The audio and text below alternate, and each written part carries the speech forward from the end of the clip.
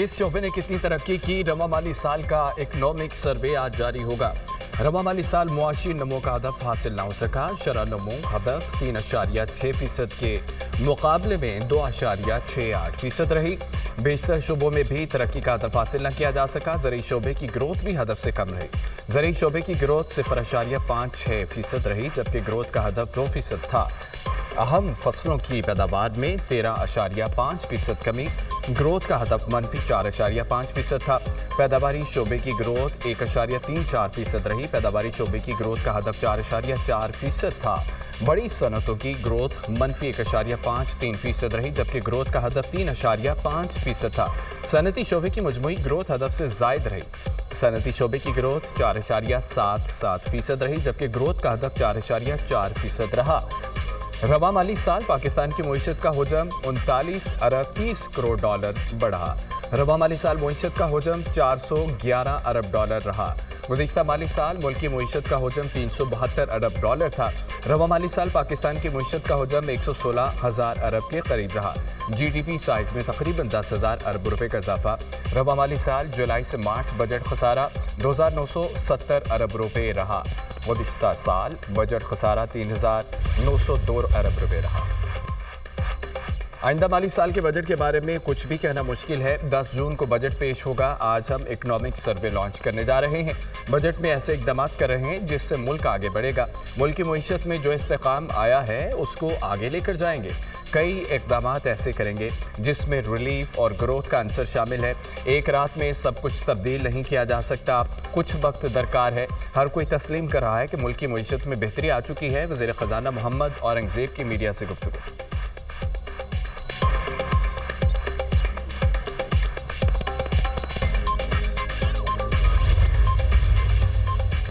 आइंदा माली साल का बजट 10 जून को पेश किया जाएगा। स्पीकर एजाज सादिक ने वफाकी बजट के लिए कौमी असम्बली इजलास के शेड्यूल की मंजूरी दे दी। 11 और 12 जून को कौमी असम्बली का इजलास नहीं होगा। 13 जून को कौमी असम्बली में वफाकी बजट पर बहस का आगाज होगा। पार्लिमानी जमातों को बहस के लिए वक्त दिया जाएगा। वफाकी बजट पर बहस 21 जून तक जारी रहेगी। वफाकी बजट पर बहस 21 जून को समेटी जाएगी। 23 जून को मुख्तस करदा ज़रूरी अखराजात पर बहस होगी। 24 और 25 जून को डिमांड ग्रांट्स कटौती की तहरीक पर बहस और वोटिंग होगी। 26 जून को फाइनेंस बिल की कौमी असम्बली से मंजूरी होगी। स्पीकर कौमी असम्बली सरदार एजाज सादिक।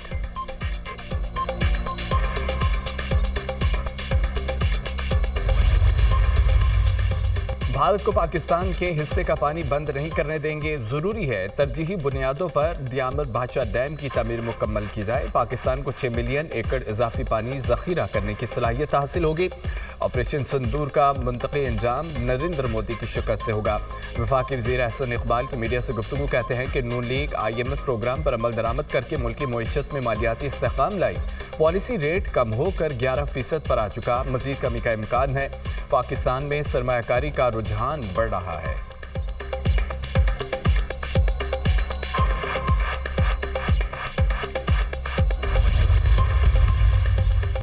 वज़ीर-ए-आज़म का तुर्किया के सदर तैयब एर्दोगान से टेलीफोनिक रब्ता ईद उल अज़हा की मुबारकबाद दी। शहबाज शरीफ ने पाक भारत बहरान के दौरान तुर्किया की जानिब से मजबूत और गैर मुतज़लज़ल हिमायत पर सदर एर्दोगान का शुक्रिया अदा किया। दोनों रहनुमाओं का गुज़िश्ता मुलाकातों में किए गए फैसलों पर अमल दरामद पर इत्तफाक। दोनों रहनुमाओं का बुनियादी मफादात पर एक दूसरे की गैर मुतज़लज़ल हिमायत का यादा। गज़ा की सूरत हाल समेत ताज़ा तरीन इलाक़ाई और आलमी पेशरफ्त पर तबादला ख्याल। तुर्क सदर का तमाम अहम मामलात में पाकिस्तान के लिए तुर्किया की पुख्ता आज़म का यादा। वज़ीर-ए-आज़म शहबाज शरीफ का ओमान के सुल्तान मेसम बिन तारिक को भी टेलीफोन ईद की मुबारकबाद दी। पाक भारत जंग के दौरान ओमान के मौक़िफ़ पर सुल्तान से इज़हार तशक्कुर। कशीदगी में कमी, मुज़ाकरात के लिए ओमान के सुल्तान की हिमायत को सराहा। वज़ीर-ए-आज़म का ओमान से तमाम शोबों में दो तरफ़ा ताउन को मज़ीद मजबूत बनाने पर जोर। ओमान के सुल्तान ने दौरा पाकिस्तान की दावत कबूल कर ली। वज़ीर-ए-आज़म और काज़ाकिस्तान के सदर के दरमियान टेलीफोनिक गुफ्तगू।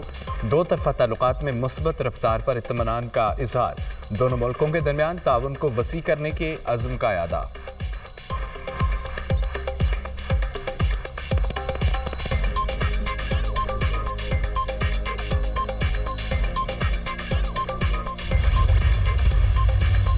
वज़ीर-ए-आज़म के सियासी जमातों के सरबराहान से राब्ते ईद उल अज़हा की मुबारकबाद दी, नेक ख्वाहिशात का इजहार किया। वज़ीर-ए-आज़म के JUI सरबराह मौलाना फजलुर रहमान, امیر جماعت اسلامی حافظ نعیم الرحمان اور قومی وطن پارٹی آفتاب شیرپاؤ سے ٹیلی فونک رابطہ، ملکی مجموعی اور سیاسی صورتحال پر تبادلہ خیال۔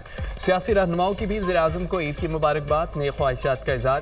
وزیر اعظم کا چاروں وزرائے اعلیٰ اور گورنرز کو بھی ٹیلی فون بڑی عید کی مبارکباد دی۔ وزرائے اعلیٰ کا وزیر اعظم شہباز شریف کے لیے نیک تمناؤں کا اظہار۔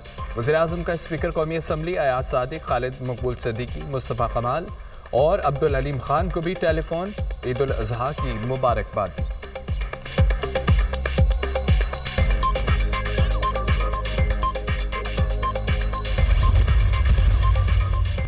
بھارتی جارحیت سے دنیا کو آگاہ کرنے کا مشن پاکستان کا 9 رکنی سفارتی وفد واشنگٹن اور نیو یارک کے کامیاب دوروں کے بعد لندن پہنچ گیا۔ وفد برطانیہ کی پارلیمنٹ کی سینئر قیادت سے ملاقاتیں کرے گا۔ پاکستان اور جموں کشمیر پر آل پارٹیز پارلیمانی گروپ کے ساتھ ملاقاتیں بھی schedule. Foreign, common wealth and development office کے لیڈرشپ اور سینئر حکام سے بھی ملاقاتیں ہوں گی۔ پاکستان امن چاہتا ہے لیکن بھارتی حکومت مذاکرات میں سنجیدہ نہیں۔ مودی سرکار اپنی عوام سے بھی جھوٹ بول رہی ہے۔ بھارت پانی کو بطور ہتھیار استعمال کر رہا ہے، یہ قابل قبول نہیں۔ امریکہ بھارت کو مذاکرات پر آمادہ کرے، بات چیت ہوگی تو کشمیر، دہشت گردی اور پانی سمیت تمام مسائل زیر بحث آئیں گے۔ بھارت کو بلوچستان میں دہشت گردوں کی پشت پناہی چھوڑنا ہوگی۔ بلاول بھٹو کی پریس کانفرنس۔ سینیٹر شریر رحمان نے کہا کہ بھارت ہمیں نہ آزمائے، پانی، کشمیر اور دہشت گردی سب پر بات کریں گے۔ بھارت نے جو دہشت گردی کی اس کی فہرست طویل ہے۔ آرمی پبلک اسکول اور جعفر ایکسپریس دہشت گردی تھی۔ عالیہ پاک بھارت کشیدگی میں اللہ نے سرخرو کیا، پاکستانی شہینوں نے بھارت کو دین کی روشنی میں چت کیا۔ وزیر اعظم اور فیلڈ مارشل کی بہترین حکمت عملی کے باعث کامیابی ملی۔ بھارت جنگ بھی ہارا اور مار بھی کھائی۔ بھارت دنیا میں سفارتی تنہائی کا شکار ہے۔ نریندر مودی آج سرنڈر مودی بن چکا ہے۔ دنیا نے دیکھا کہ ہمارا بیانیہ سچ پر مبنی تھا۔ وقت آ گیا ہے معاشی طور پر بھی ملک کو مضبوط کریں۔ وزیر اطلاعات عطا تارڑ کی گفتگو۔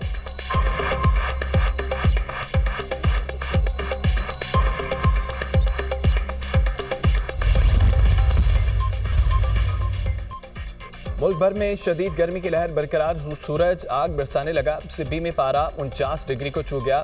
بہادو 48 اور سکرنڈ اور شہید بے نظیر آباد میں درجہ حرارت 47 سینٹی گریڈ ریکارڈ۔ لاہور میں بھی لو کے تپیڑے، درجہ حرارت 43 ڈگری سینٹی گریڈ ہو گیا۔ گرمی کی شدید لہر 12 جون تک برقرار رہنے کی پیشگوئی۔ محکمہ موسمیات نے خبردار کر دیا، درجہ حرارت معمول سے 5 سے 7 ڈگری زیادہ رہنے کا امکان۔ محکمہ موسمیات نے ہیٹ ویو کا الرٹ جاری کر دیا۔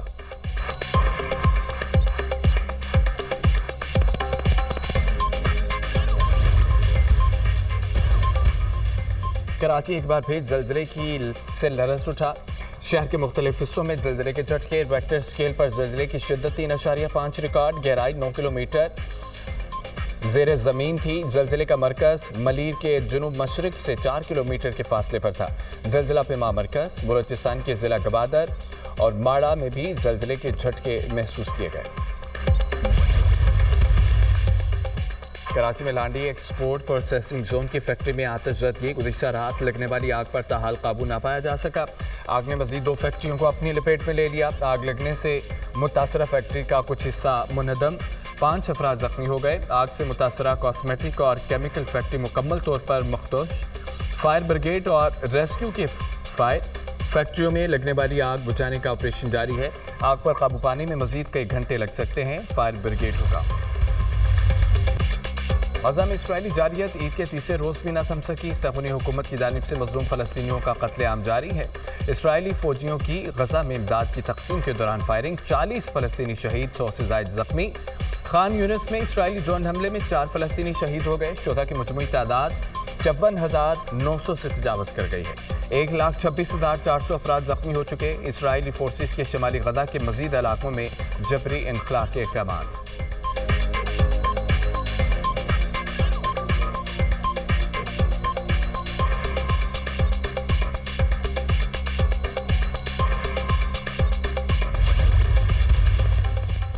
ایران کا انٹیلیجنس اسٹرائک کے ذریعے اسرائیل کی حساس جوہری دستاویزات تک رسائی کا دعویٰ۔ ایرانی انٹیلیجنس سروس نے اسٹریٹجک حساس معلومات اور دستاویزات حاصل کی ہیں۔ اسرائیل کے جوہری منصوبوں اور تنصیبات سے متعلق ہزاروں دستاویزات بھی شامل ہیں۔ ایرانی سرکاری میڈیا اسرائیل کی جوہری دستاویزات ایران منتقل کر دی گئی ہیں۔ دستاویزات میں امریکہ، یورپ اور دیگر ملکوں بارے بہت معلومات ہیں۔ ایرانی انٹیلیجنس وزیر حجت الاسلام سید اسماعیل۔